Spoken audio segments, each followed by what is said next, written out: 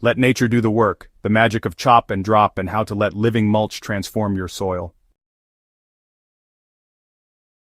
If you've ever found yourself constantly battling weeds, hauling heavy mulch bags or pouring money into soil amendments that barely move the needle, it might be time to stop working against nature and start working with it. On Soil and Crops Central, we're all about regenerative methods that build your soil instead of breaking your back.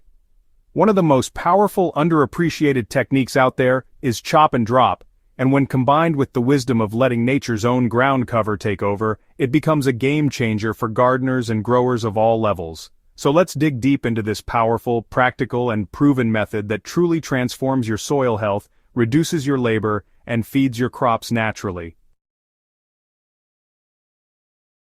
Understanding chop and drop the right way. Chop and drop isn't a fancy new trend. It's a method drawn from centuries of observation. Watch what nature does, then mimic it. In the forest, when leaves fall or branches break, nobody hauls them away. They stay right there on the forest floor, breaking down slowly, feeding microbes, holding moisture, and preventing erosion. That's the foundation of chop and drop. So here's how it works. You grow fast-growing, leafy plants, cut them down before they go to seed, and drop the material directly on the soil. That's it. There's no need to compost separately, no bagging, no transporting, just simple and effective. But the real secret is, knowing what plants to use, when to cut them, and how to layer that organic matter to trigger the soil-building magic. Plants like comfrey, pigeon pea, moringa, Mexican sunflower, and even nitrogen fixers like sun hemp or clover are all ideal candidates because they grow fast, produce a lot of biomass, and in some cases bring nutrients up from deep soil layers. You chop them down when they're young and lush, ideally before flowering, and scatter them right around the base of your crops. This creates a natural mulch that suppresses weeds, protects roots from harsh sunlight, keeps moisture in, and over time, turns into nutrient-rich humus. Feeding your soil, not just your plants. The beauty of chop and drop is that you're not just putting organic matter on the surface, you're creating an entire underground economy. As the plant material breaks down, it becomes food for soil organisms, earthworms, bacteria, fungi, and beneficial nematodes. In return, these life forms unlock minerals, create better soil structure, and make nutrients available exactly when your crops need them. You're feeding the soil web, not just dumping fertilizer and hoping for the best. The process also kickstarts fungal networks, especially when you allow the materials to stay relatively undisturbed. Fungal hyphae spread underneath, connecting roots and moving nutrients from one plant to another. This is one of the most overlooked benefits of chop and drop. It not only improves individual plant health, but creates a cooperative, resilient system beneath the surface that mimics natural ecosystems. Timing is everything when you chop. So, to get the most benefit from chop and drop, timing really matters. You want to chop your support plants when they're tender, green, and full of nutrients, not when they're dry and woody. Generally, that's about 30 to 60 days after seeding or sprouting, depending on the species and, the climate. For example, if you're growing sun hemp, it's best to chop it when it's about knee-high, well before it starts forming seed pods. Comfrey can be cut multiple times a season, usually every 6 weeks once it's established. Just be careful not to completely strip your chop and drop plants if you want them to regrow for future cycles. Don't worry about finely chopping everything. The larger pieces like stalks or branches will decompose more slowly and act as long-term moisture holders, while the soft leaves will break down quickly, releasing nutrients almost immediately. The combination gives you a steady layered release of fertility. Letting nature's ground cover take over. Here's where this method really becomes hands-free. Once you've chopped and dropped for a season or two, something amazing happens.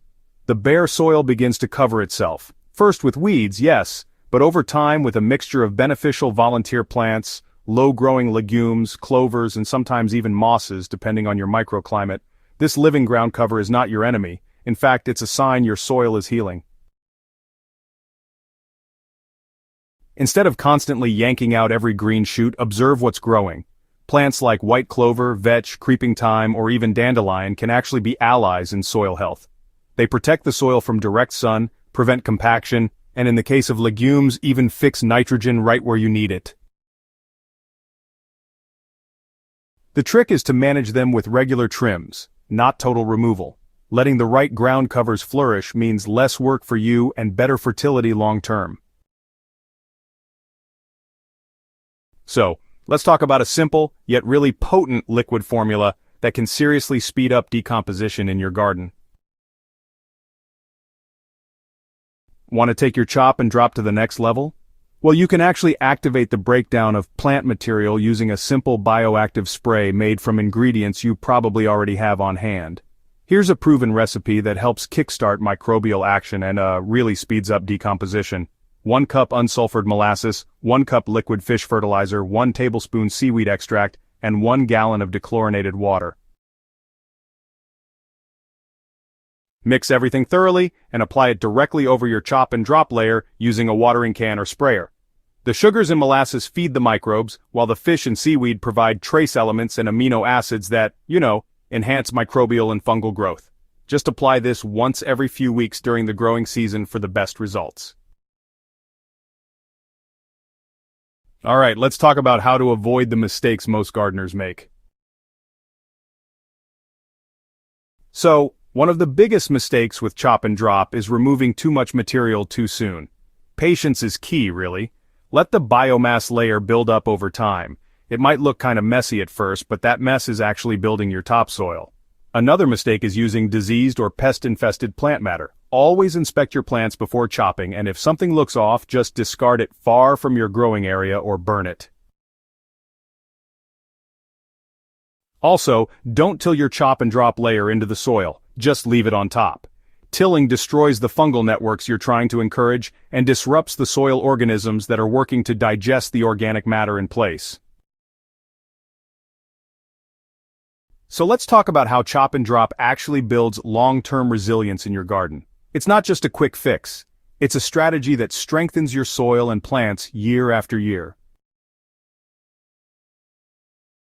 Beyond the immediate benefits like weed suppression, moisture retention, and improved fertility, chop and drop is honestly a long-term investment in your land.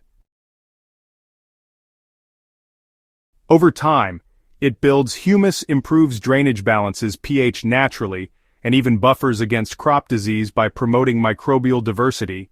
And, it also dramatically reduces your dependence on store-bought fertilizers, so you can grow more sustainably. Whether you're growing vegetables, fruit trees, or perennial food forests, this method fits right in. It mimics nature, respects the soil, and honestly, it frees you from those back-breaking routines that most conventional gardening relies on.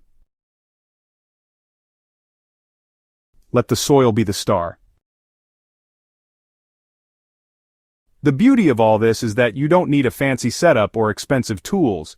You just need a sharp blade, a few fast-growing plants, and, the patience to let nature do what it's been doing for millions of years, turning green waste into black gold.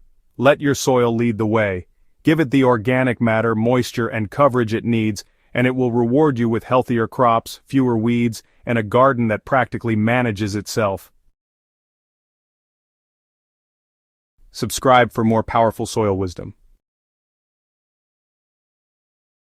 If you found this helpful and you're serious about growing smarter, not harder, then don't forget to hit subscribe to Soil and Crop Central. Share this video with fellow growers, and leave a comment below if you've tried chop and drop or want help getting started. This is the kind of knowledge that transforms not just gardens but entire ecosystems. Let's grow better soil together.